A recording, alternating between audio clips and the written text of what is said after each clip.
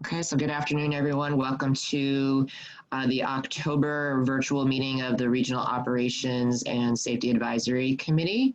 I'm Sandy Mislowitz from the Capital District Transportation Committee. Andrew Tracy is our co-host, if you will, for ROSAC. We have a good presentation today on incident management committees. I'm actually going to turn it over to Andrew to introduce our topic and our presenter today. So take it away, Andrew. Okay, good afternoon, everyone. Thank you very much, Sandy. Thank you, everyone, for joining us today.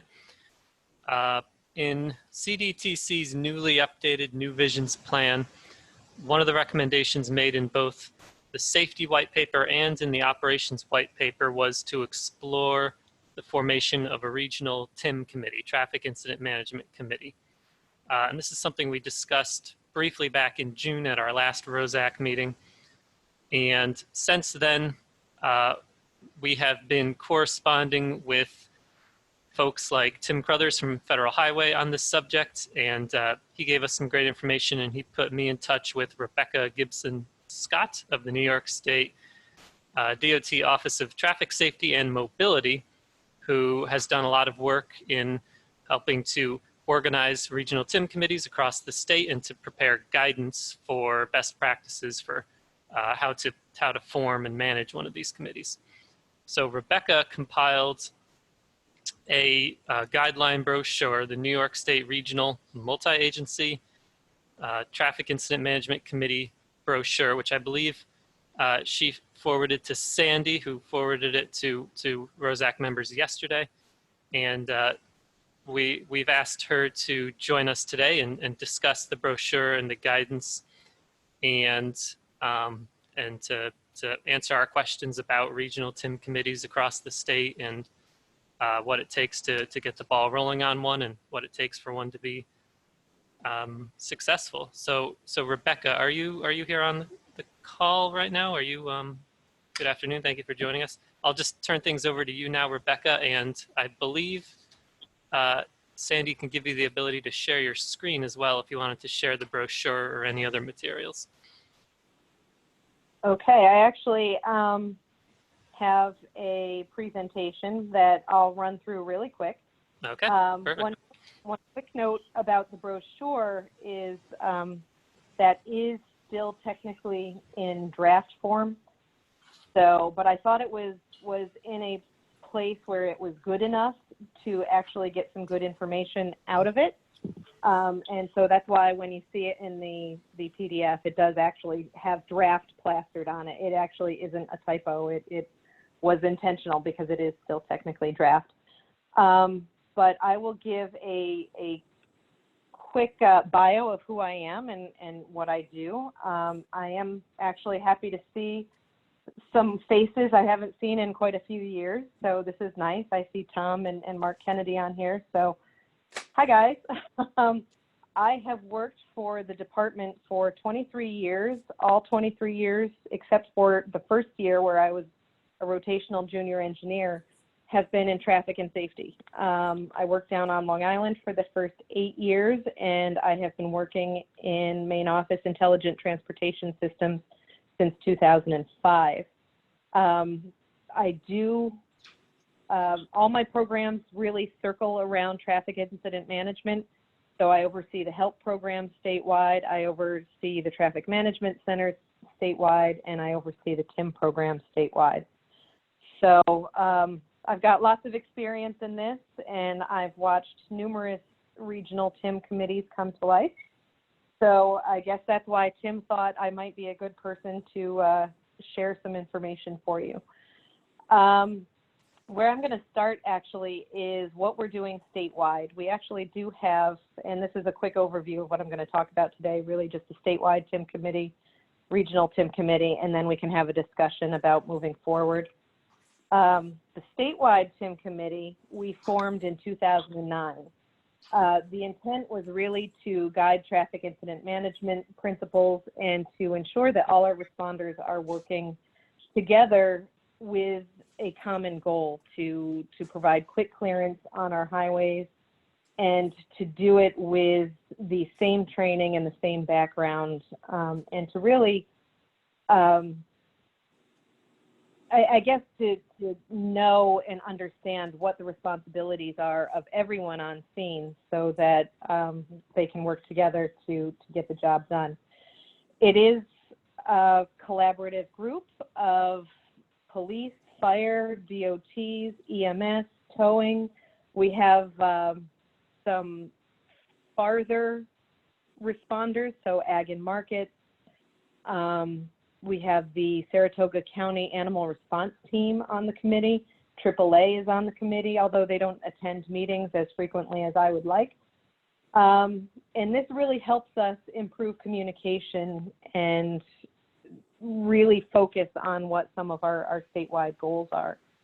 The whole point to traffic incident management, and I have it written here on the bottom, is safety for everyone, for the motorist, for the responder, for anybody that might be on that highway near that incident. And on the side here, I have an article from Newsday in 2011. This is really why states and areas are putting together these committees, because we want to make sure that what this article is about, where a police officer actually arrests a fire chief on scene because he doesn't like the way the fire chief is handling the incident. We don't want that to happen anymore in New York State. So, and as far as I know, this was the last time it happened in New York State. So again, these are the partners that we have on our statewide committee: Department of Health, Department of Labor, GTSC. We actually have a couple New York City agencies on the committee, MTA and FDNY. And I would expect that a regional committee in your area would have a similar look. So, you know, it wouldn't just be DOT and state police and fire. It would have some of the other responders as part of the committee. Some of the initiatives that we've been working on, and actually I start here with a video. Again, this is one of the reasons why we really need good traffic incident management practices. This happened in 2013, March of 2013, on the Northway southbound during the morning rush hour. There was an incident just north of the Twin Bridges. The vehicle that's recording, I believe, is an EMS vehicle. You can see police arriving on the scene. Emergency responders are out there doing a good thing, I see, putting on their vests. Fire is arriving on scene. And they're really trying to gauge what's happening. They do have one lane closed because the lane is blocked. And in a minute, you're going to see why we need common traffic incident management practices and goals. If there was sound, you'd be able to hear it coming. There it is. So we've all seen these videos nationally where somebody is on the side of the road, whether it's an officer stops to give someone a ticket or there's been an incident and somebody comes into the incident scene. And this just shows this happens everywhere. You know, it's not just a problem elsewhere, this is a problem everywhere. So one of the things we've been working to do is we've been working to try and get people to understand that when you've been involved in an accident, staying in the lane is not safe. We have tried for many years to pass legislation. We've submitted it as a New York State DOT departmental. I can't tell you how many times. And every year it gets sent to committee and it dies in committee. So we've been submitting these bills, this bill and the next one I'm going to show you, since at least 2006. And every year it gets reviewed, it gets sent to committee, and it stops. So we thought, well, okay, if they're not going to pass the law, maybe we'll try for a public education campaign. We actually managed to obtain some money for a public education campaign, and unfortunately we have not been able to produce anything with that. So I think at this point we're going to lose our money, which is unfortunate. But This is, again, one of the reasons back in 2016 on the Wantagh Parkway, it was 11 o'clock at night. A woman rear-ended another vehicle. She and the man got out of their vehicle. She actually thought that she would go to the back of her vehicle and take her 3-year-old child out of the vehicle and hold her. So the three of them were standing in between the two vehicles in the left lane at 11 o'clock at night, exchanging information. And as you would expect, probably not the greatest idea, and the vehicles were hit. She was killed. The man was actually thrown into oncoming traffic, and he was also killed. The child was severely injured, and after that incident, of course, the newspapers and the public started to notice that other states have these signs that say, hey, wait a minute, why don't we have these signs that say move to damaged vehicles to the shoulder if there's no injuries? Well, the reason for that is because there isn't a law in New York State requiring it. So we can't put up a regulatory sign because there's no regulation. The other thing we're trying to do is pass a quick clearance law, which would allow the state police or the DOT or whatever person is in charge on scene to direct the towing company to move a vehicle out of the roadway as quickly as possible. It would include a hold harmless clause for the tower, which is really the thing that they're looking for, because if they're directed to push a vehicle out of the lane, they don't want the owner of that vehicle coming back to say they damaged the vehicle. Why would they do such a thing? So that one, again, has been going. We've been submitting it as a departmental, and every year it does fall flat. But we're hopeful this year because the governor announced the SLOW Act back in February. The SLOW Act actually was a Work Zone Safety Act, but at the very bottom of the act, he announced that he was going to try to clarify some of these laws. And then COVID hit and the act disappeared, and now we're in a budget crisis and there has been no movement on that. So we were hopeful, but maybe next year.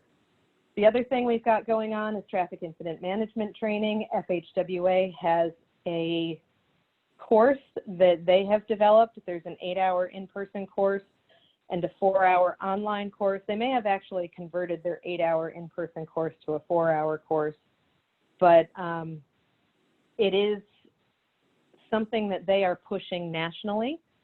And I believe my next slide is actually going to show you some of what's been happening nationally. But the online course, anybody can take. They can take it either through respondersafety.com or through NHI. New York State has developed an equivalent to that training course, and it has actually become a prerequisite to the Office of Fire Prevention and Control's Highway Safety course for emergency responders. So we have been going around the state teaching traffic incident management to all responders. We try to make it multidisciplinary, so you have all first responders in the class. We try to make the trainers multidisciplinary, so it's not just, you know, DOT or not just police or not just fire up in front of the class lecturing to somebody. We want to make sure that we're showing a united front. So this is the map. FHWA is tracking us very intently as to how well we're doing with our training. You can see we are a little bit behind other states, but that's because we've got a big state and we've got a lot of responders. So we are chipping away at it. Unfortunately, right now, most of our in-person training has been put on hold, but we are clicking away at the tenth here by doing and pushing the web-based training. So we'll get there someday, maybe not as quickly as others, but we'll get there. We also have been hosting biannual traffic incident management symposiums, what we like to call a TIMposium. This is a full-day seminar that we dedicate to traffic incident management. We've hosted 2 of them so far, one in 2017, one in 2019. We are expecting to host one in 2021. I am hoping for an in-person session. Again, it's going to be in Oriskany, New York, probably around the same time frame, right in early May. The last two, we've had about 160 attendees. They've been well attended. They've had good feedback. So we're trying to keep up the energy and host this again. Again, more response improving tasks that we're doing. We have established a 90-minute clearance goal. It's an unofficial goal statewide, and we're doing anything we can to try and reduce that clearance time for incidents. So one of the things the state police has done is they have implemented a UAS or UAV reconstruction program. So that's using drones to do reconstruction of serious incidents. We're trying to track the data for performance measures. So we've actually asked the state police to update their track system so they can track roadway clearance time, incident clearance time, and whether or not the incident was a secondary accident. And we're trying to improve our own incident tracking efforts statewide. New York State DOT has also purchased a video distribution system where we can share our CCTV video with first responder agencies. So that would be 911, if the towing company wants it, if the fire department wants it. Whoever needs access to the video distribution system or the camera images, we can give them account and share that video with them. So far, it seems to be working out pretty well, but we are still in the early stages of the sharing of video. We've developed a New York State emergency traffic control and scene management guideline, which goes through some of the best practices of traffic incident management. We've actually updated it, so this is actually the second version of it. I need to make a few minor updates in the next few months or so, but some of the recent updates we've made is including Federal Rail Administration information for incidents that occur on grade crossings.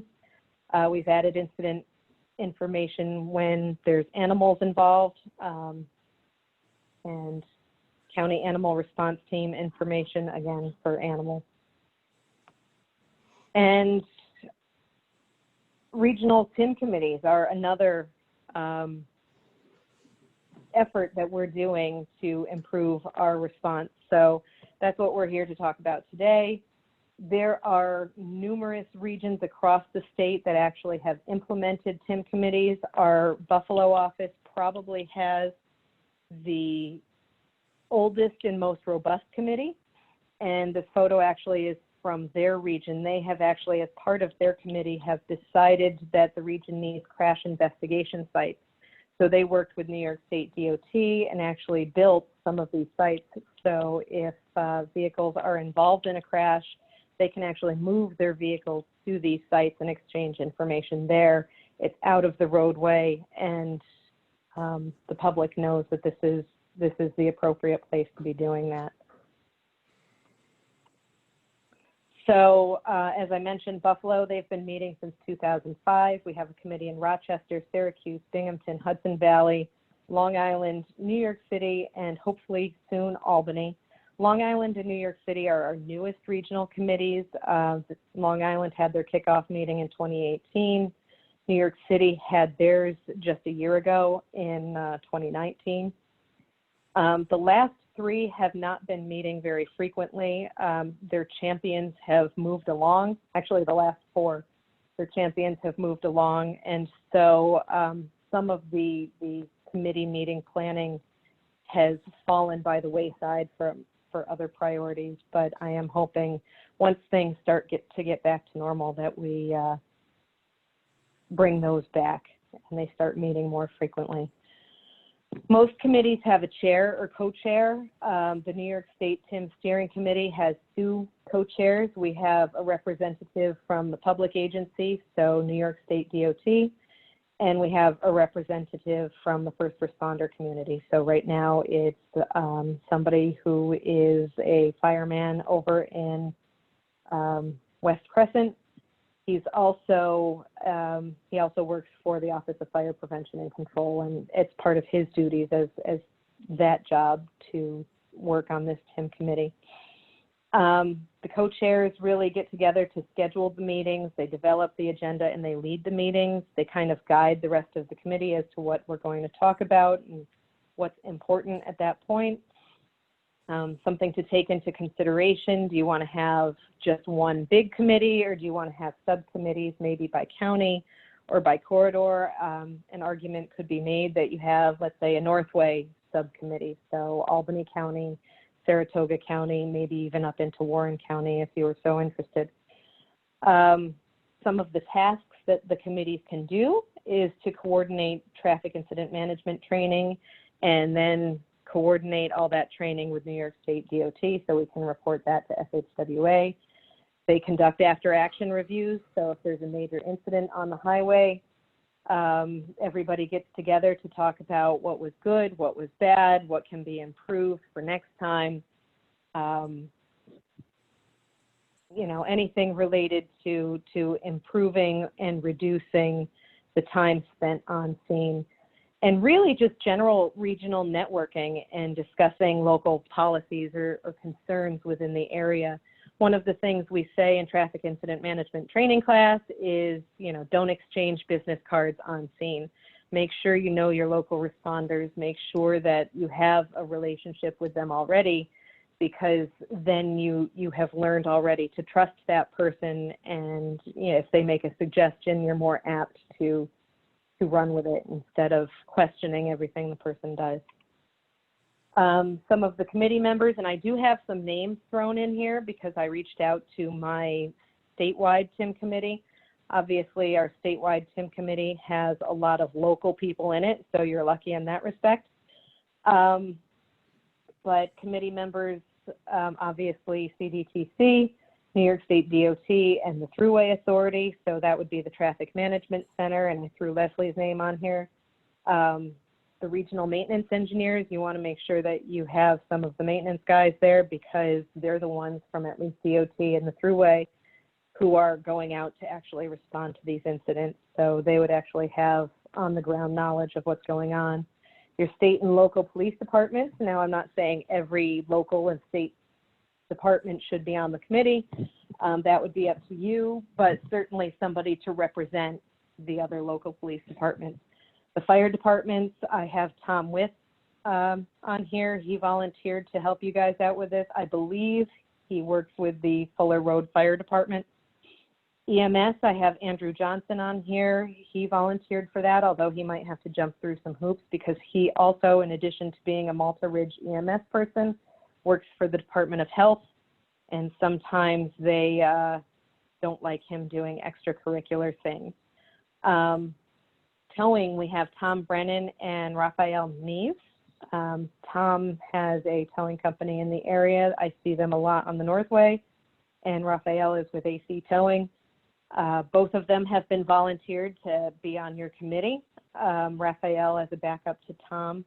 You'll want to have maybe your county emergency managers, 911 dispatch, and you know, there's other possibilities, your county coroners, AAA, whoever you think would be, I guess, integral into making decisions for incident response on the highways in the area. And I guess this is where we start the discussion. You know, who do you think should chair the committee? How frequently should the committee meet? Some discussion topics for future meetings. And I have attached some sample agendas at the end of this presentation. Would you want subcommittees or not subcommittees? Are there any additional members that you think should participate? One of the things that I have found helpful in some of the regional committees is every time you have a meeting, inviting somebody from the responder community to talk about what they do, some issues that they face on scene, something where people can learn from them and maybe start a discussion as to how things should be, what are the best practices, and kind of lighting a spark under some people to think about, hey, wait a minute, you know, I never realized they had to do X. And one of the examples I learned was the county coroner, they can't use the ambulance to take away somebody who's deceased on scene. They actually have to call a funeral home to bring a hearse. So, once the coroner gets there, and sometimes it takes a really long time for the county coroner to get on scene, once they get there and actually declare the person deceased, now they have to call up the funeral home to get the funeral home there to relocate the body. So when you're thinking about something like that, you can start thinking about, well, if it's obvious that somebody has passed, either maybe work with the county coroner and work with the county to have somebody on scene be able to declare that, yes, this has happened. We don't need the coroner. We just need somebody to coordinate the removal. Or maybe call the coroner early, call him first thing, talk to dispatch and say, we need the coroner and we need them quick, so that you can start that process earlier. Let's see, regional TIM committees, you can discuss training. Communication is always key on a good regional committee. You want to make sure that you're communicating with just about everyone that you can. You want to talk about your upcoming construction and maintenance activities, your upcoming planned events, because that helps you coordinate some of the activities, and everybody knows what's actually going to be going on the highways. And after action reviews, and as I say, it also provides an opportunity to learn about other disciplines. And again, these are just some sample agendas. I attached some, not these particular ones, actually maybe they are these particular ones, in the email that Sandy sent out. So I guess I'll throw it to you guys to ask questions and maybe start a discussion. What are your thoughts?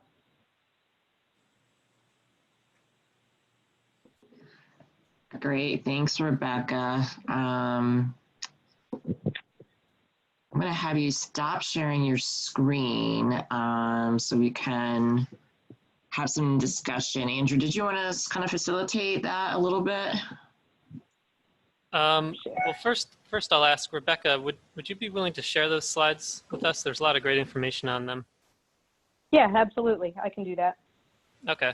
Yeah, I'm especially interested in the slides toward the end there. I'd be thrilled to take a closer look at them. So, Rebecca, I guess the first question I want to ask is, what are the first steps in forming a regional TIM committee? I think obviously you've done some of them by identifying individuals that are willing to participate. But in other regions, what were the very first steps taken to actually to form the committee and have like an inaugural kickoff meeting? What would you recommend? Well, one of the things that we did for like Long Island is they're kind of a different animal down there. They're really controlled by the county police and the local fire department. And the county police and the fire departments down there have not really been involved in the TIM program at all with New York State. So for them, it was getting the buy-in by those agencies. So we went down there and actually gave them a presentation similar to this one to see if they were going to be on board, especially for things like the training, because they have academies that do all their training. They're a little bit separate from the statewide training program. So we wanted them to be on board with the training program and on board with the whole idea. So we met with them, got their buy-in, and then we held a kickoff meeting for as many people as we could. And like I've done here, you just start reaching out to responders that you know in the area and start inviting them to try and increase interest. And as you start developing better and better agendas, you can kind of target who you're looking to bring in. So I would say first step is really figuring out who you want on the committee, and then going to them and start asking them to participate. I could chime in. This is Tom Warner. I'm going to suggest that the two agencies having operational responsibility when you have an incident certainly are the state police and the Department of Transportation. And with regard to that, I would consider co-chairs for the committee. One, somebody from the state police, somebody from DOT.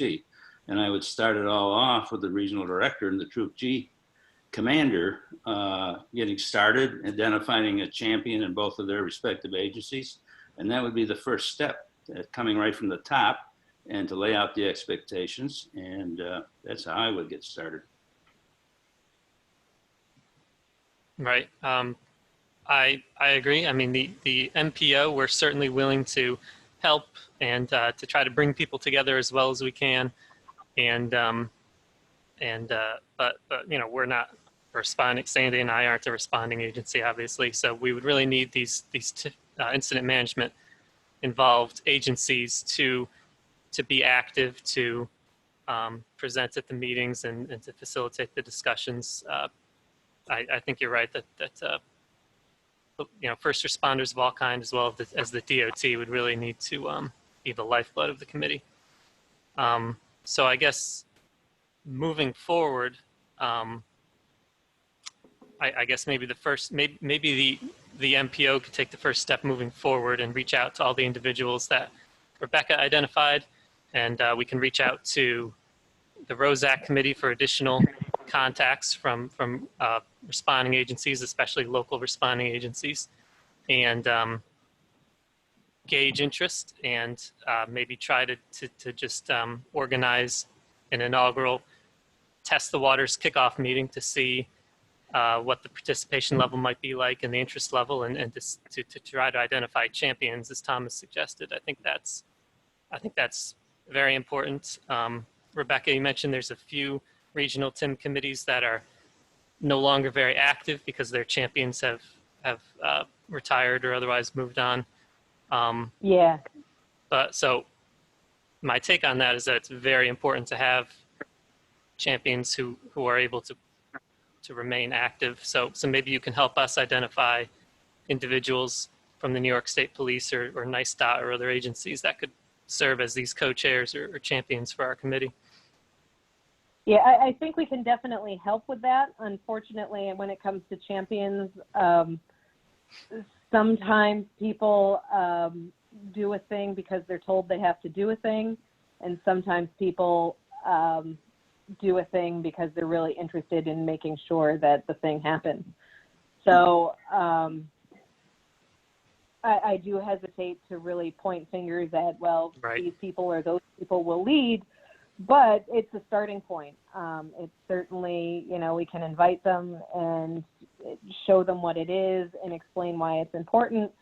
And if they pick it up, then great. And if they don't, there's definitely going to be people that will come out and will be identified as that champion who really wants to make this committee succeed and do well, and they want to coordinate.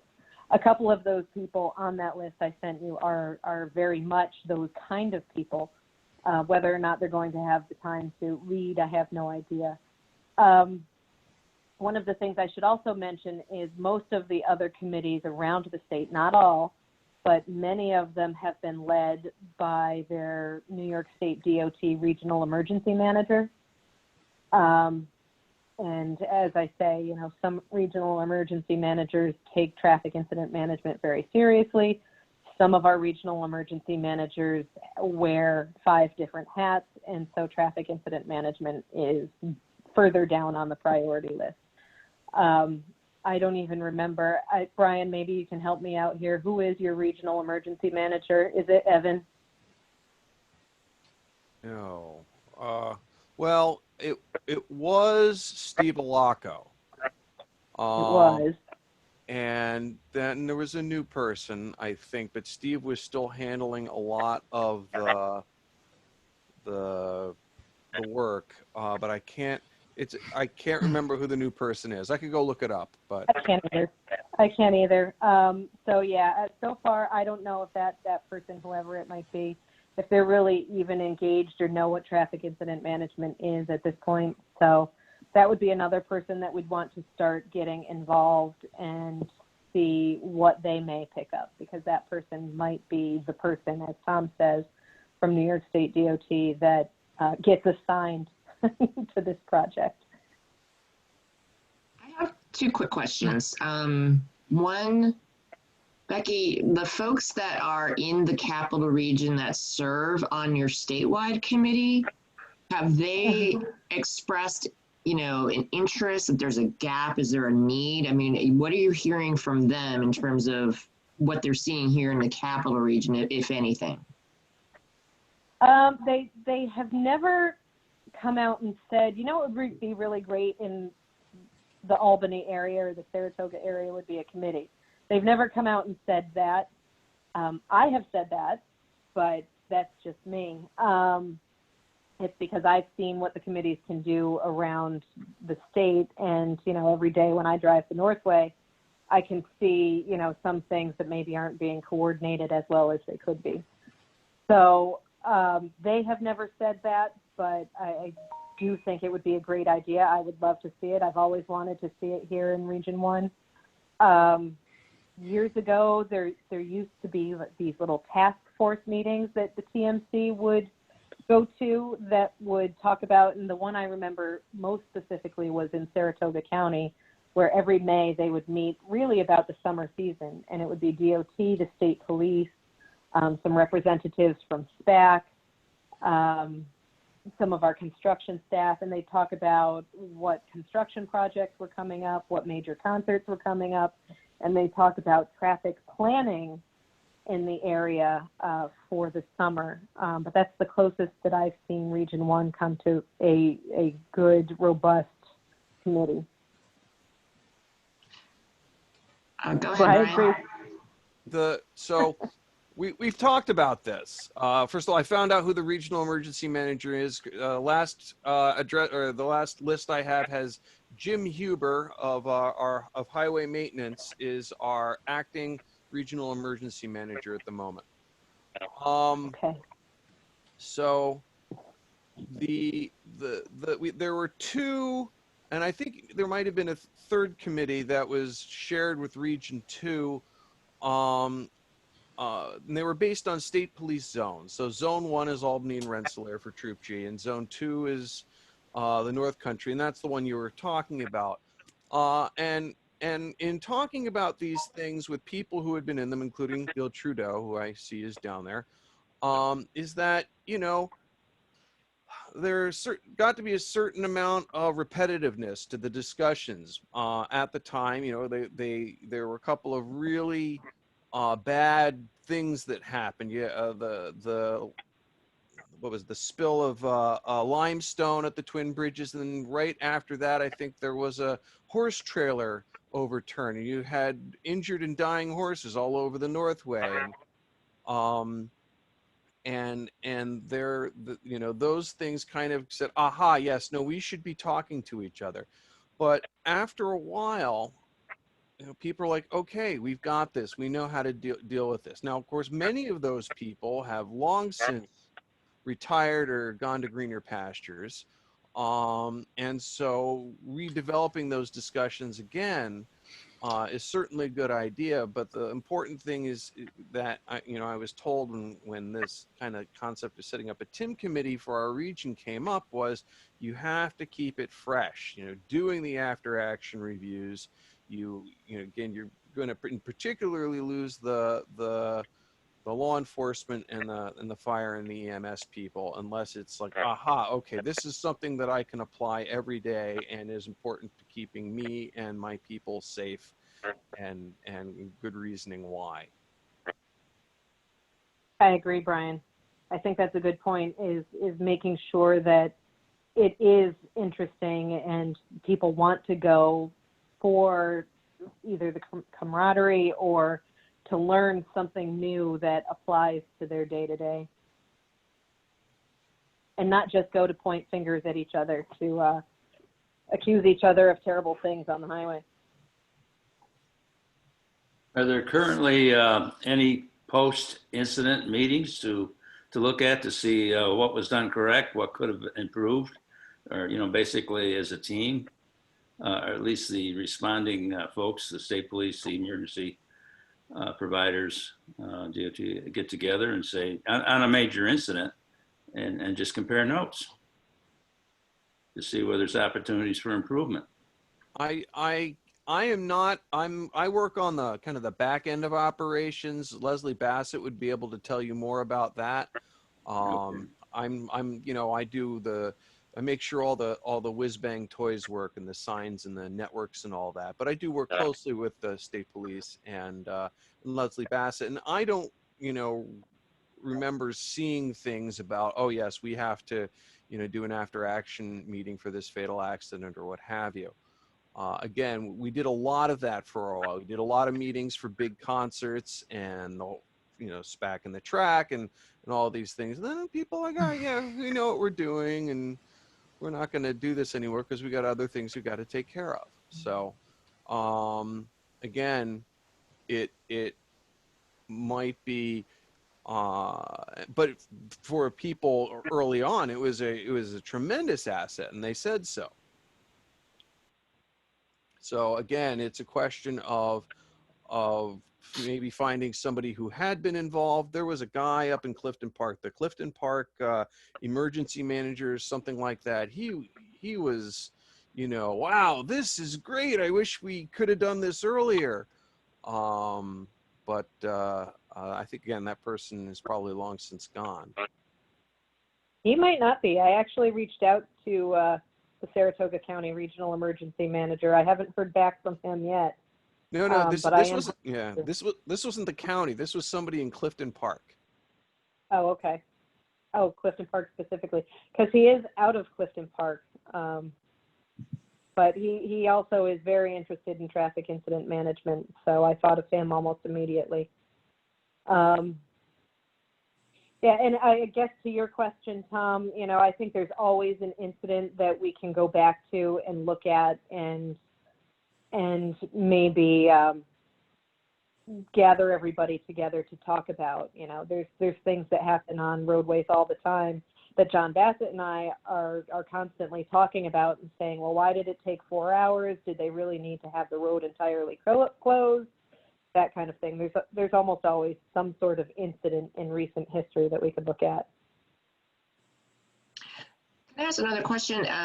In the definition of incident for these committees, is it limited in any way to just sort of motor vehicle crashes, debris on the roadway, these sorts of things, or does it extend further than that and get into things like when we've had major flood events and roadways need to be closed, or other sort of, I'll call them like non-traffic related, in the sense that they weren't the primary cause, the cause was something else? Do TIM committees get involved in that? Brian, go ahead. I was just saying, when we had this successful group in the past, kind of everything was on the table.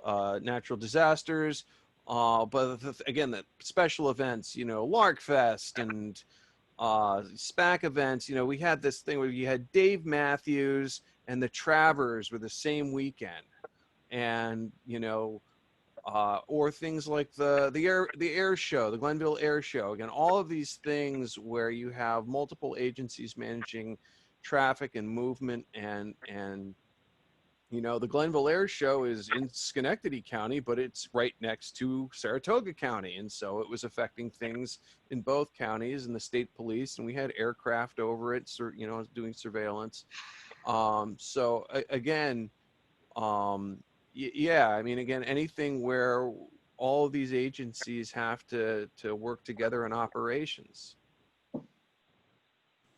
I think, to your point too, Sandy, the more global traffic emergencies where it comes from a weather-related or event or something like that, having the relationships in place will help for those events, although the Traffic Incident Management Committee itself isn't necessarily focused on those events.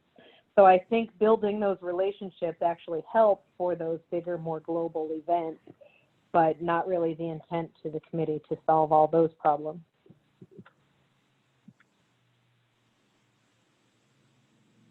But I know a couple of years ago, the Binghamton Incident Management Group had one of their meetings pretty much solely focused. They had after action relating to flood events, and they brought the National Weather Service, which would be another good partner to bring to some of these meetings, able to figure out how they can better exchange information and work together to prepare for the event. So definitely an option. Leslie, I wonder if I could ask a question about Rebecca. I'm sorry. Question Good. about your presentation. You mentioned 2 bills that went down repeatedly to the legislature and nothing happens. Does the department get any feedback on what the problems are, or what the committee is looking for, or changes, or what? I have never heard feedback from the legislature. We suspect we have ideas about why they aren't passing, other than the fact that it's just not their priority at the time.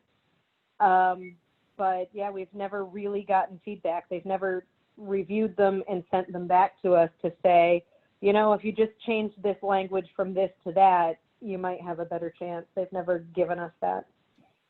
So we can only assume. One of the things that we have heard, and I'm not sure if it's something that they have said or if it's just, you know, something that other people have said in conversation about it, is that something like a steer it, clear it law is common sense. You know, obviously, if you're involved in a crash, you move your vehicle out of the road. But as we can see from that incident in 2016 down on Long Island, it's not necessarily common sense, and actually happens quite frequently, where people leave their vehicle smack in the middle of the lane because they're going to make sure that the state police investigate that crash. So, you know, they're not moving anything until somebody tells them it's okay. Does anyone from the department or the state police, say of a higher position, follow up and contact the committee chairman and say, hey, we'd like to meet with you on this? It is involving safety, and certainly that's something carries a very important connotation. It just seems preposterous that this thing goes down year after year after year and nothing happens. Yeah. I don't think they do. I'm not sure what we're allowed to do and what we're not allowed to do. You might know better than I do. So yeah, I don't think anybody has ever really followed up with them. Usually it just goes to committee and dies. I don't even know that they review it. Okay. Well. So, but it did almost get that movement this year.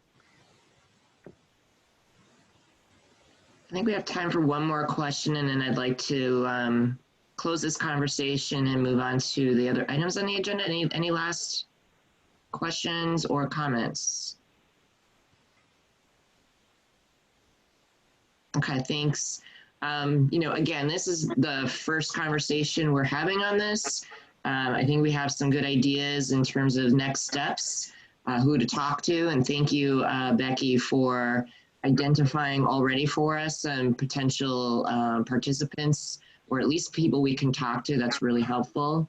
Leslie Bassett had a conflict today, so unfortunately she couldn't be a part of this conversation, but she is interested, and we will be reaching out to her. We'll share with her the video so she can hear the whole thing in the conversation. So stay tuned. We look forward to continuing this conversation in the future. Sure. So thanks again, Becky. We really appreciate it. Yep. No problem. I can hang up now, right? You can. Thank you. Okay. Great. Thanks, everybody. See you soon. Thank you. Yep. All right. So the next item on our agenda today is still related to safety. I'm just going to show some quick slides related to some safety data in the region, and also related to our new safety performance measures for transportation. So hopefully you can see my slides.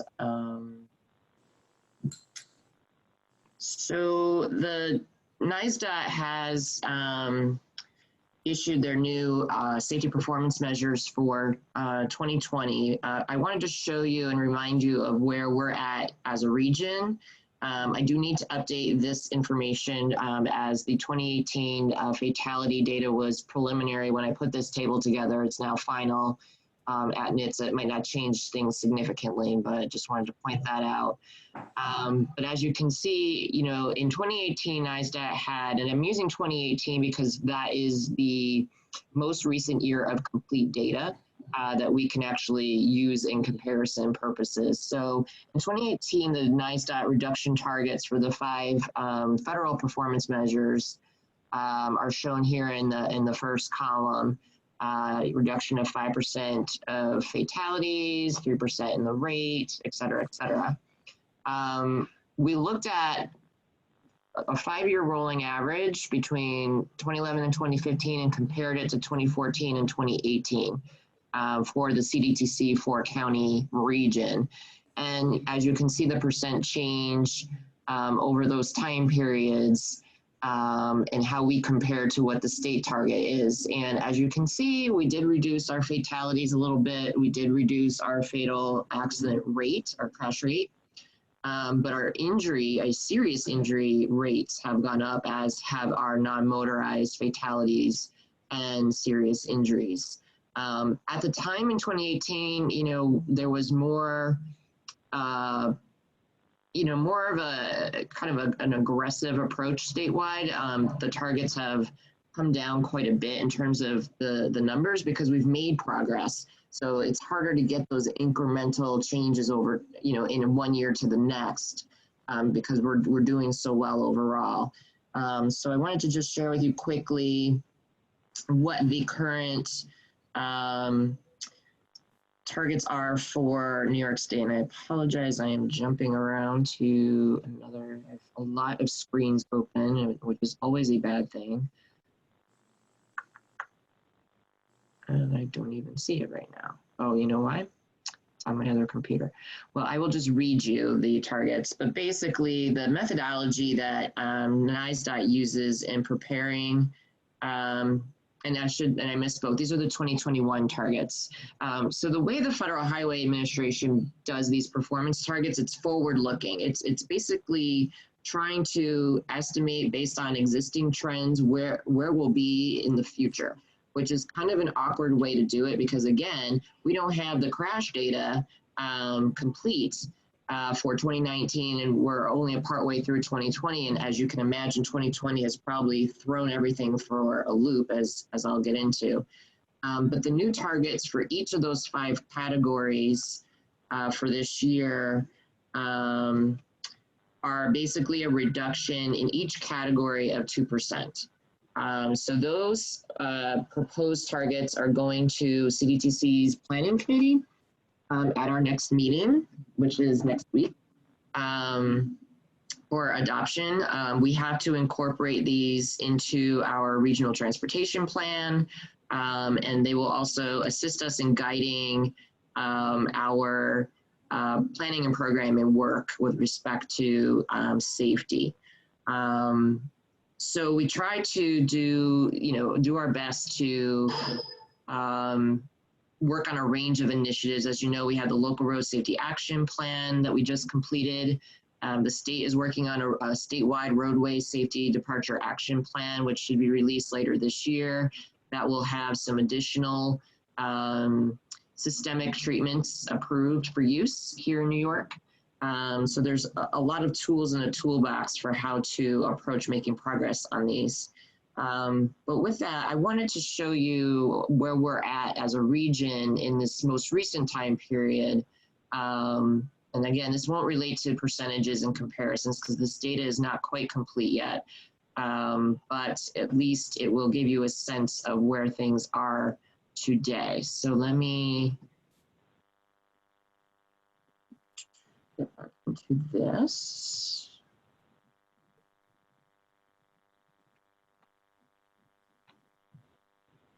And you'll see a lot of this data relates to the impact of COVID. So the first slide is on New York statewide ticket data. So as you can see, over the last 3 years, 2017, 18, and 19, we were pretty consistent statewide on about 200,000 tickets issued each month. That includes all of the reporting police agencies in the state. The purple line is 2020. And as you can see, we had a drastic reduction when we're in the shutdown in the month of April. Virtually, relatively speaking, very few tickets were being written, and for good reason. The police were not on the road doing their normal traffic enforcement for their own safety. And also we had very low motor vehicle travel and travel overall. And since April, things have started to come back. We're still not back to normal, at least as of the data available in the month of August. But we have definitely seen the ticket data showing that the police are back out on the roadways conducting law enforcement. And as you may recall, we were hearing a lot of stories about very high-end speeders during the month of April because the roads were so empty. And this may be one of the reasons why, and this is kind of reflected in the data. In the Capital District specifically, I teased out the first 6 months of both 2019 and 2020 just for comparisons purposes. So you can see again that same dip. The highest month obviously being the month of April, we were down 86% in terms of the number of tickets during the shutdown. And again, it has come back. We don't have July and August data yet. It's not anywhere near where it was, but there's clearly more enforcement going on in our 4 counties here in the capital region. On the crash report side, the number of crash reports that have been transmitted to the state by all the reporting agencies, again, the first 3 years, 2017, 18, and 19, kind of ebbed and flowed around that 30,000 reports per month number. And then we had the big dip down in April, and they've come back a bit since then. Here in the Capital District, you can see the same pattern in 2019. Most of the year, we were between 1,500 and 2,000 crash reports a month. And again, this is reported crashes. This may not reflect anything that wasn't reported by the police. It's definitely down 61% in that month of April. But again, we're not back to where we were in terms of number of crashes either, which is a good thing because VMT is still low, which Andrew will talk about in his presentation. When you break out the severity of the crash, in terms of severity, fatal crashes, there's just not a lot of data points, so there's not much to glean from this other than, interestingly, in 2020, the first 2 months pre-COVID, we were actually higher than our numbers were in 2019, which is not something we like to see. Again, it's difference, it's small numbers. It's just interesting that was the trend that was going on pre-COVID, that we were actually higher in those first 2 months of 2020. So we'll have to check that as we move forward. Sorry, my computer froze. There we go. The personal injury crashes. Now, this includes severe personal injury all the way down to the most minor of injuries. We don't have the data at the moment to break out by the severity of the injury.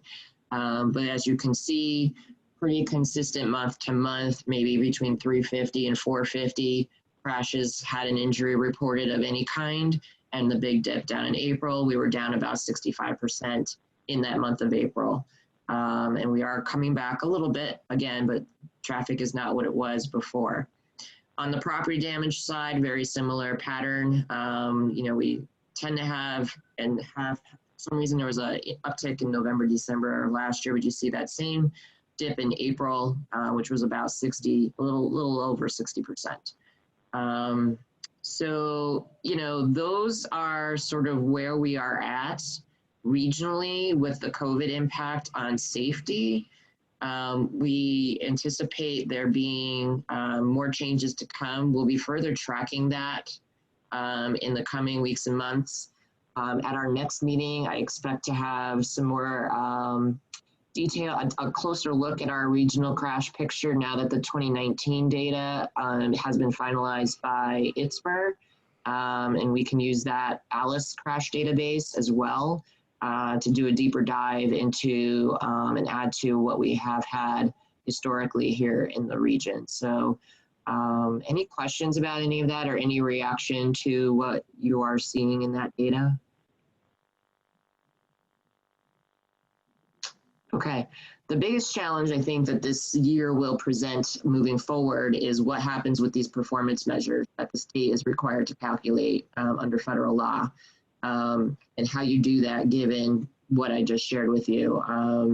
It's going to be an interesting year to come as the state attempts to develop that forward-looking target next year. So stay tuned on that. I'll share the fact sheets for your information following the meeting, since I couldn't bring it up on my computer very easily today. And with that, with hearing no other questions, I will turn it over to Andrew for our next item, which is the transportation trends update. Go ahead, Andrew. Okay, I'm going to share my screen in one moment. Okay, can you see my slides? Okay, well, good afternoon again, everyone. When we last spoke back in June, I presented slides with all the information I could collect for all modes of travel to try to quantify the impact of COVID on transportation. So I've got a lot of updates to share today. This slide here is the last one that you saw back on June 24th at our last ROSAC meeting. And this was Streetlight Data's estimate of regional travel in terms of vehicle miles traveled in the 4-county area. However, after I showed this to you, Streetlight actually went back and revised all their methodology, and they backfilled their data, and they recalculated the VMT for the region. And at the end of July, they published this graph instead, which is a very different graph. So the prior data that I shared back in June had suggested that by the end of June, traffic had not yet recovered to its pre-COVID baseline. However, Streetlight's revised data is telling a very different story. The orange line, the orange horizontal line, this is what Streetlight suggests is baseline pre-COVID travel. The light blue line on top is the sum of the 4-county CDTC region. What Streetlight is suggesting is there was a large decline in regional travel, but that by around June 18th, it had recovered to its pre-COVID baseline, and to this day remains at or even above the baseline. So I do suspect that they set their baseline maybe a little lower than they should have. They chose, I think, January 13th as their baseline date. But regardless, the Streetlight is suggesting that traffic has recovered, at least in terms of total vehicle miles traveled at all hours of the day. If this is the case, then I still suspect that traffic patterns have changed a lot. And I also suspect that the traditional AM and PM peaks may have flattened out as well, with more midday travel occurring. One other thing I'd like to point out about this graph is these 4 lines at the bottom are the 4 counties. The dark blue line is Albany County. The green line is Saratoga County. Prior to COVID, Streetlight is suggesting that Albany County had a lot more vehicle miles traveled than Saratoga. However, after COVID, they're now suggesting that the 2 counties have about the same, and that there was a decline in Albany and an increase in Saratoga. So I discussed this with Sandy yesterday, and we thought that this may be due to work from home still being in effect in many workplaces, and folks who live in Saratoga and commute to Albany County may be remaining in Saratoga County, which is what might account for this shift in traffic at the county level. So this is what Streetlight suggests is happening. Take it with a grain of salt. This is a big data source. They aggregate travel data from smartphones, GPS-enabled devices in your car, and they use it to try to come up with a county level estimate of VMT. But this is what they're suggesting is going on. I don't think I showed you Apple Maps forecast before, but it's very similar to what Streetlight is suggesting. The graph here shows the number of requests for directions made by everyone using Apple Maps. So it's not a direct measure of travel. It's a very indirect measure of travel. But at least according to this metric, Apple is suggesting that travel returned to pre-COVID levels sometime over the summer. The 3 lines on the graph here indicate 3 modes of travel that Apple will provide routing for. Yellow is walking, which is higher now than it was in the winter. Red is driving, and purple is transit, which declined the most. But all 3 modes of travel have recovered over the summer, according to Apple. This data is transit ridership data from CDTA. They publish a monthly performance report, which reports the total number of riders. On the left, all riders. On the right, their fixed route service, which is most of their ridership. Ridership fell considerably March, April, and then recovered to about 1 million riders in July. However, in August, there was a slight decline, which you can see here, to below the July numbers. So I'm not sure what might account for that, but that's what CDTA is reporting for transit.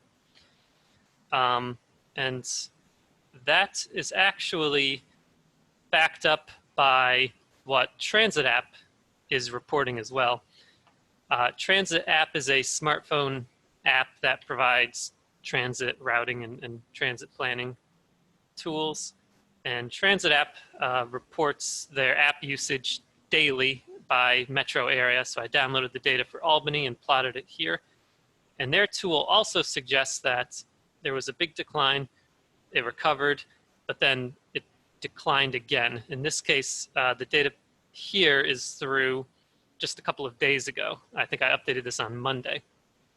So it's up to date, and Transit App is suggesting that transit recovered, but declined again.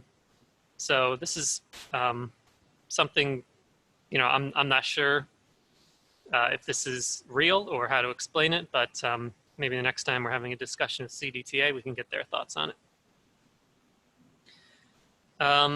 One more data source just for fun here. This is OpenTable. They also publish daily data for COVID monitoring. OpenTable is an app that it's a restaurant registration service. Restaurants can use it to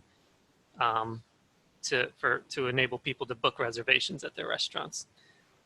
They don't have data for the capital region, but they do publish by state. So I downloaded the New York State data, and OpenTable is reporting that restaurant reservations are still down about 70% from baseline. But very importantly, this data would not reflect takeout. This is only reservations made online over the phone or walk-in reservations at the restaurants that use this service. But nonetheless, dine-in restaurant service may be down about 70%, even now. And finally, the last 3 slides here are permanent count station data from NICE.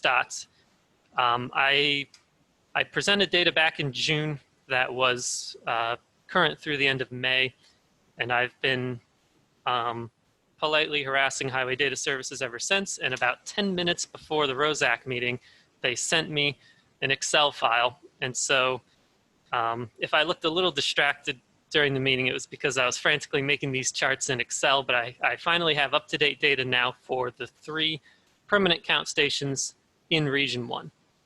And those 3 count stations are on Wolf Road, on US 9 in Latham, and there's one on the Northway in Saratoga County. So pictured here is the Wolf Road permanent count station. And like the other data sources, there's a significant fall March and April. And Wolf Road has not yet recovered to its pre-COVID baseline. And CDTC's office is on Wolf Road, so anecdotally I can say this looks right. There's very little traffic there. Even when I leave the office around 5 p.m., it definitely feels much less traffic than before. Wolf Road serves a lot of restaurants, a lot of offices where work from home might still be in effect, and so I believe that traffic is down by this amount. US 9 in Latham seems to have been seems to have recovered to a greater degree. Traffic is slightly lower than it was pre-COVID, but it's caught up a lot more than Wolf Road has. So US 9 may serve more through traffic. There might have been less of an impact on work from home on this roadway. US 9 also provides access to stores which have remained open, big box stores, essential services that have remained open as well. And finally, the last chart that I'll show is for the permanent count station on the Northway, north of Saratoga Springs. Unfortunately, the NICEDOT does have a count station on the Northway in Colony, but when I last spoke to the Highway Data Services folks, they said that one was broken and its data was unreliable. This count station has a gap in the data around April and May, which I just sort of drew this straight line here to interpolate. But maybe surprisingly, the permanent counter is suggesting that north of Saratoga Springs, traffic on the Northway is pretty much back to normal, or back to its pre-COVID baseline. So what I will say is the data reported is just a single number for each day. We don't have an hourly breakdown. I don't know if there's any peak shaving effect occurring. I don't know if the AM or PM traditional rush hours are still occurring, or if things have plateaued and traffic is spread out through most of the day. Anecdotally, I've heard from others and I feel that that's likely the case, that the traditional AM and PM peaks have been flattened as people have, especially individuals who are working from home, have more of an ability to travel midday rather than the traditional rush hours. So that's all the updated data I have. And if anyone knows of any other data sources that we can use to monitor COVID, I'd be thrilled to add those to my slides as well. I just have one final slide here. I was going to propose CDTC in our work program. We do have some money set aside for data collection. And one of the things that we were going to propose using this money for is COVID impact traffic monitoring. We would select locations on roadways where there's already pre-COVID data so that we can use that as a baseline, and then conduct a new traffic count. We're particularly interested at roadways that are serving, as listed here, places that are likely to either have much higher or much lower traffic now than they did before, just to see what the impact of COVID has been on that roadway. And if we do an ATR count or a turning movement count, we could do an all-day count or even a multi-day count if we chose, so that we would be able to see by time of day what the traffic is like, and if the peak shaving effect is really occurring, and if the traditional AM and PM peaks are gone.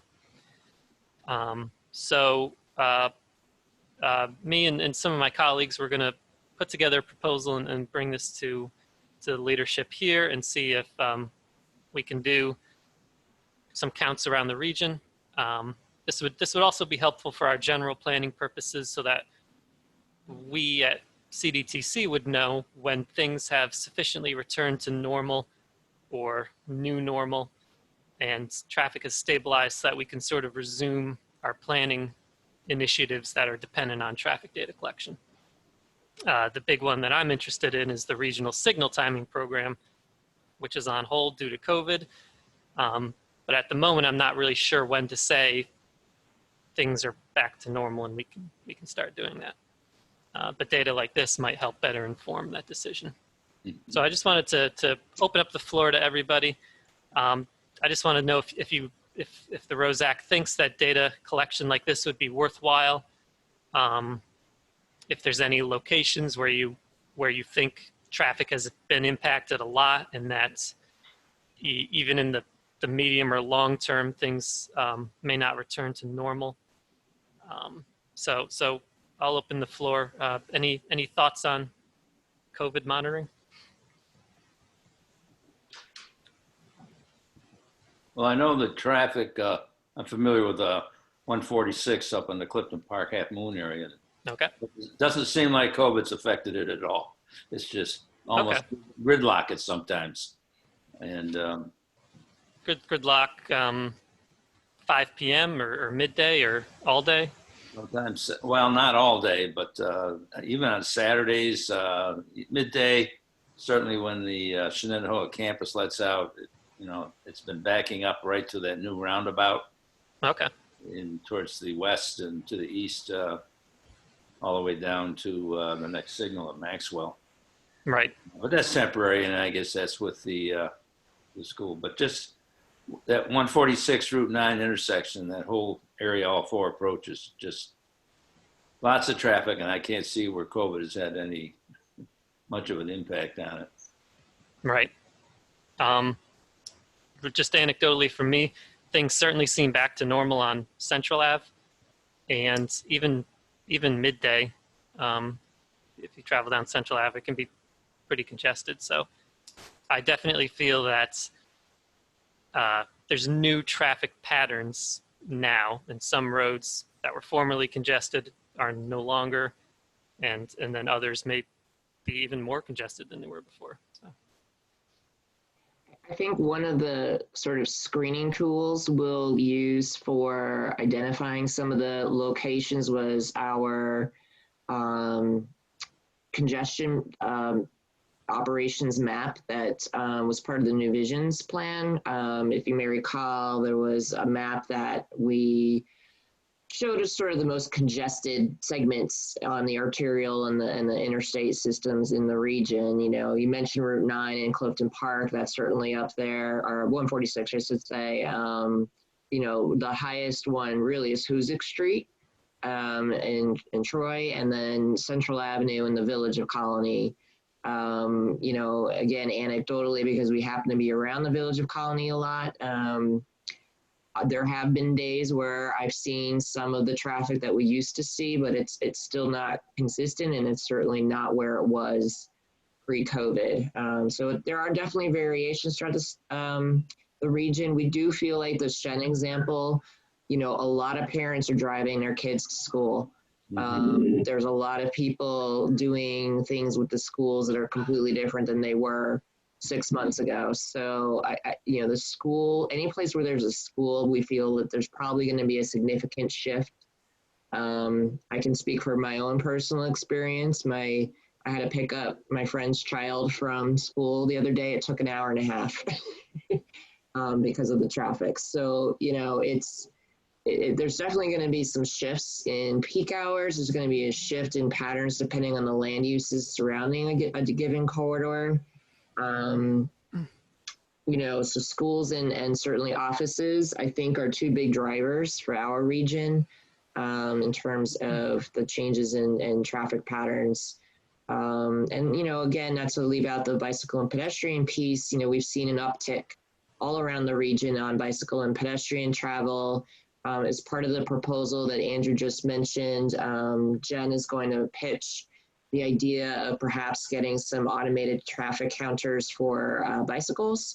We'd love to talk to our local partners and the state about what equipment they already have in place for traffic counts. Some of the newer signal equipment actually incorporates that. So we'd love a conversation about that. And we'd also like to talk to DOT about those permanent count stations, why we only have 3 in our region. Is there an opportunity to add more? Brian looks like he has an answer to that question. Go ahead, Brian. So there are a lot of counters. Now, the office that you spoke to is what, data services, tech services? Yes. And so they have a very limited number of counters throughout the state. Their mission is to be able to get representative samples from across the whole state. So yes, they only have a limited number of counters. The region, in addition, has two different sets of counters. There are TMC counters, which are continuous counters, for which we have data. Excuse me. And then there are what we call planning counters. And the planning counters are off the interstate system. They are, used to, oh, we're going to have a project here, but we don't want to lay tubes across the road. So at some point, loops were cut in the pavement, and you can stick a machine in there and get counts. Some of those things still work. Some of them don't. The reason why I didn't jump up and say, hey, we have data, is because I don't necessarily trust our data. There has been a significant gap in our maintenance, and our data collection ability has suffered because of it. We now have a new contract in place that's allowing us to fix things slowly and surely, but there's actually been enough of a backlog that we are still even several months into the fixing of things. We have not even started to really address the count site issues yet.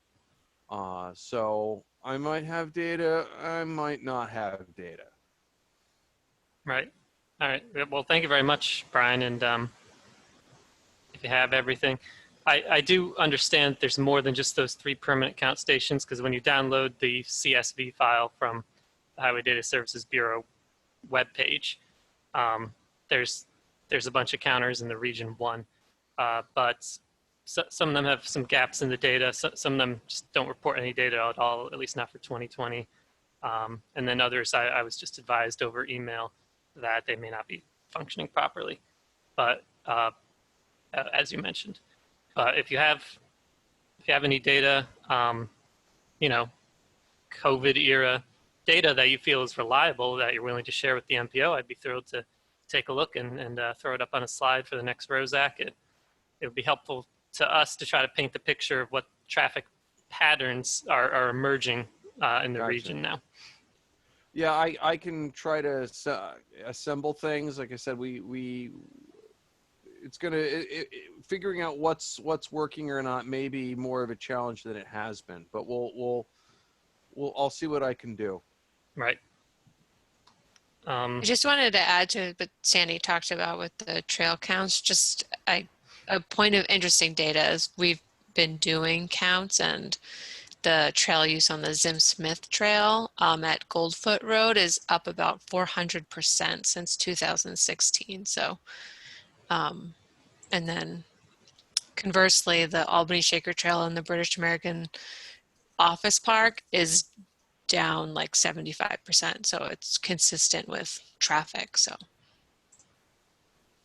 in talking about bike and ped count technology, and again, I don't know what's happening on the signal side, but the new technology that my shop, Freeway Operations, has been putting in place of inductive loops also has a type of sensor that will count bicycles and pedestrians. So, and again, those technologies are known to DOT. So if there's a location where it might be important to do that might be something. I don't know if you remember the pucks that were installed along Wolf Road.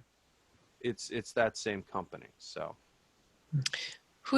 Brian, if we are interested in getting a count in a location for a longer period of time, and we want to coordinate with DOT, who would we contact? Depends on where and in relation to what. The freeway stuff, me. for signals. That is, if you're in the signal stuff, it would go through our signals group in the traffic office. So, and I'm not sure. I know that they are trying desperately to get count capability in the signal controllers. It's something that is constantly being, what are the turn counts? What are, again, for our own purposes, let alone anybody else's. And I don't think the technology is, not the technology isn't there. It's there. We have to, we're on a standard software system statewide, and that system is not yet capable of managing that. At least that's my understanding. I don't work on that side of the house, but that was the last my understanding is that the standard software that we're required to use is not capable of extracting that kind of data yet. Sounds like, Brian, CDTC staff may reach out to you and we'll pick your brain a little bit more about some of the specifics that you're describing so that we can get a little more informed about what you guys have, what you're thinking, kind of where things are at on the counting programs. We know some of the contracted work, we know the routine stuff you guys collect for the HPMS, but it sounds like you're branching into some additional technologies now that would be interesting to learn more about and see what you're thinking. So we'll follow up with you. Okay. Great. All right. Well, thank you, Andrew, for sharing that information with us. So to quickly wrap up, I know we're running short on time now. Just a couple of quick updates. We're continuing the technical assistance program. We're still soliciting for projects for that. So if your community is interested in it, I think most of the stakeholders on this call today are not municipal representatives, but that technical assistance program is still available for sort of what I'll call all kinds of transportation planning work at a small scale, whether it be a crash site analysis, looking at highway or roadway capacity issues. There's a whole range of things that we can do through technical assistance. The linkage program solicitation will also be going out very soon, in which we also can fund some strategic transportation planning work in communities. So be looking for that. CDTC and CDTA are also partnering on the development of an RFP for a bus lane feasibility study. We expect that RFP to go out probably in the next month or two. This group, as I've said before, will have a role in that because that's a lot of operational considerations on the arterial street system. So we would love to bounce some ideas off of all of you. The NISDOT Route 378 bridge study, they had an RFP out. I thought by now that we would be able to talk about this some more. Unfortunately, they had to cancel the procurement and they're going to have to restart that process. So stay tuned on that. I think the final thing we really wanted to just get some information for you folks on to keep these meetings interesting and vibrant is pitching the idea of each meeting, taking a small moment, maybe 10 minutes or so, to go over a corridor in the region and kind of highlight some of the things going on in that corridor. Andrew, maybe you can explain a little bit more what you were thinking. You saw this model someplace else. Yeah, each future ROSAC, we would choose a corridor of interest in the region, maybe one that comes up in our congestion management process, or one that is brought up for safety concerns, or a combination of both. And then each ROSAC, if the agenda is not already packed, we could choose a corridor of interest and have a discussion about it and take a look at it from both the operations and the safety angle, and try to, just as a group, discuss it, knock heads, and try to come up with maybe a plan for what can we do to move forward with that corridor. Maybe it would be a good subject for a linkage study to get the ball rolling on future federally funded improvements. Maybe it would be a good subject for a smaller scope technical assistance project or something else. But it seems like there's a lot of corridors in the region. that come up from time to time as maybe not problem corridors, but roadways where there's definitely room for improvement to be made operationally and relating to safety. So we would pick one, give a short presentation on the corridor, maybe show some traffic data and some safety data, and then just as a group discuss the corridor and say, you know, where is it now, but where would we like it to be in terms of operations and safety? What improvements would work well on this corridor? And what are the next steps we could take to try to get federal funding or other funding to implement the improvements on the corridor? So I'm sure there's no shortage of roadways in the region that people could throw out as possible suggestions, but maybe for future ROSACs, we just pick one per meeting to discuss. So that was the idea.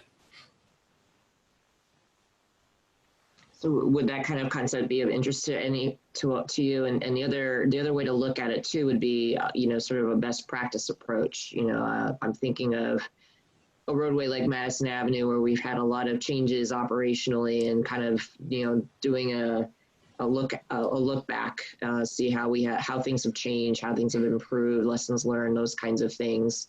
Would that be of interest to the group? Yeah, I think it would be. I certainly would support it. Okay. All right. Well, we can definitely think about that moving forward. With that, I think that's all we had to share with you today. Any other topics of discussion? One thing I wanted to mention is we've got some new engineers in the region and the municipalities. So we're going to do a little bit more outreach to increase the participation in this group. So, you know, we're hoping to get some more folks involved. We'll certainly follow up with a lot of you on the incident management concept. And any other questions or comments today? Okay. I do have our next meeting scheduled for Wednesday, December 2nd. I will start using the Outlook calendar approach. I know Tom has been doing that kind of for us a little bit, but we'll start just populating your calendar with the meeting notices. We've hesitated to do that. Some people don't like that, but unless I hear an objection from anyone, we'll start doing that. So that way the Zoom link is right in your calendar. That would be lovely. Okay, we will do that. The Zoom link, this is a small enough group. I'm not too concerned about the security, so I won't require you to register for the Zooms, but just keep in mind that is, don't make that link public to folks in the short term until Zoom figures out better security protocols. So with that, we'll see you on December 2nd at 1 p.m. I hate to say it, have a happy Halloween and have a happy Thanksgiving, because that's the next time we'll meet is after Thanksgiving. So thanks, everybody. Thank you, Sandy. All right. Happy fall. See you soon. Good job.